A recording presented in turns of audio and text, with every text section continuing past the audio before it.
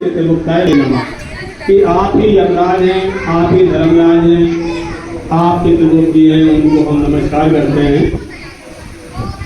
जैसा मैंने पहले बताया था कि पर ब्रह्म चित्रगुप्त जी ने अवतार लिया तो उन्हें तीनों लोगों का शासक बनाया गया और जो ब्रह्मा जी, विष्णु जी और शिव भगवान शिव अपनी शक्तियों का अलग अलग उपयोग करते थे।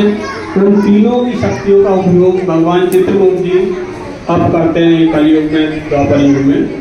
जब से चित्रगुप्त जी ने तीनों लोगों के शासक का पद न्याय ब्रह्म के रूप में संभाला है। जब वो भगवान चित्रगुप्त जी जब जन्म देते हैं तो जन्म के साथ ही हर प्राणी का भाग्य का गुप्त चित्र बना के साथ में भेजते हैं कि आपको इस प्राणी को इस अपने जीवन काल में जन्म से लेकर मृत्यु तक किस दिन किस समय क्या क्या कर्म करने हैं उसका गुप्त चित्र बना के देते हैं। तो उन्हें चित्रगुप्त जी के नाम से वो जाने जाते हैं, चित्रगुप्त जी के नाम से जाने जाते हैं क्योंकि वो गुप्त चित्र बना के हमारा भाग्य लिख के हमें भेजते हैं संसार में, हमें सभी प्राणियों को।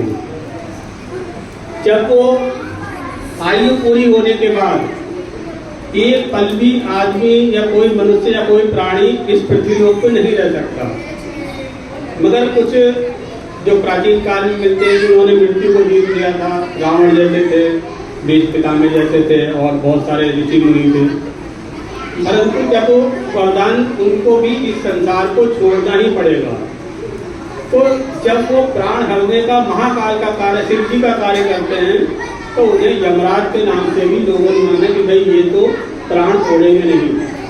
हम जब आयु पूरी हो गई तो महाकाल का रूप में भी चित्रगुप्त जी कार्य करते हैं।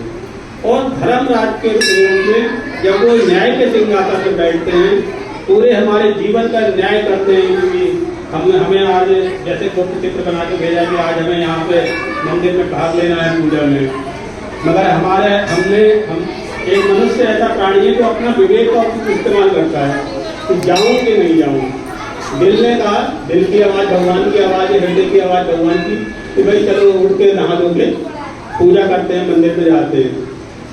मगर हमारी माया मोह ने क्या है कि भाई कहाँ जा रहे हो, संडे का दिन मिला है, आज तो आराम कर लो, दोपहर तक नींद चल रही है, एसी चलाओ बैठो। तो ये हमारा विवेक का काम है कि हमें यज्ञ में सम्मिलित होना है कि हमें एसी में सोना है। अब भगवान के बताए हुए काम को किया या नहीं किया वही तो काम है। हृदय की आवाज़ को आपने माना या नहीं माना तो आपको पुरस्कार मिलेगा, नहीं माना तो दंड मिलेगा। भगवान तो देख रहे हैं सब हर समय। तो जब वो धर्मराज का कार्य करते हैं, और शास्त्रों में ये लिखा है कि जो सनातन धर्म का धर्म जो भी बना धर्म विधान, एक तो वेदों में है वेद, और जो धर्म का विधान बनाया वो भी चित्रगुप्त जी ने ही बनाया कि धर्म क्या है और अधर्म क्या है। तो इस रूप में जब वो न्याय करते हैं, शासन करते हैं, पूरे देखते हैं पूरे तीनों लोगों का, अखिल ब्रह्मांड का, तब वो धर्मराज कहलाते हैं। तो यमराज, धर्मराज और चित्रगुप्त जी एक ही है, एक ही के अलग अलग स्वरूप हैं। तो इसमें कोई कंफ्यूजन लेने की जरूरत नहीं है कि वो यमराज के मुंशी हैं कि यमराज उनके अंदर में है कि धर्मराज।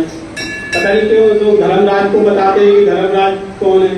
धर्मराज कोई किसी ने, मैंने जब पूछा कि धर्मराज किसके पुत्र थे, कहाँ से आए, धर्मराज कोई भी देवता नहीं है, धर्मराज एक पद है जो पहले सूर्यपुत्र को दिया गया। जब वह उस सूर्यपुत्र को यम बहुत सारे हैं तो उनको दिया गया धर्मराज का काम, वो कर नहीं पाए, तब चित्रगुप्त जी को प्रकट करना पड़ा। वो कर ही नहीं पाए यमराज। किसी को ना उनकी बात देवता मानते थे, धर्मराज मानते थे, ऋषि मानते थे। उन्होंने तो एक ऋषि को किसी को दंड दे दिया, उसने उन्हें श्राप दे दिया कि जाओ तुम द्वापर युग में एक दासी के घर पैदा हो गए, पैदा हो गए।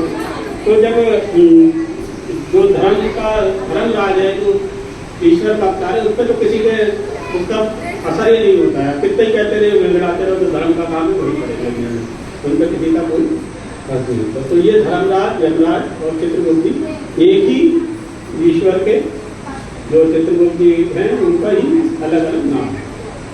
हम जो संसारिक लोग हैं चित्रगुप्त जी के रूप में पूजा करते हैं क्योंकि वही सब हमारा जीवन है। अंत में जो लोग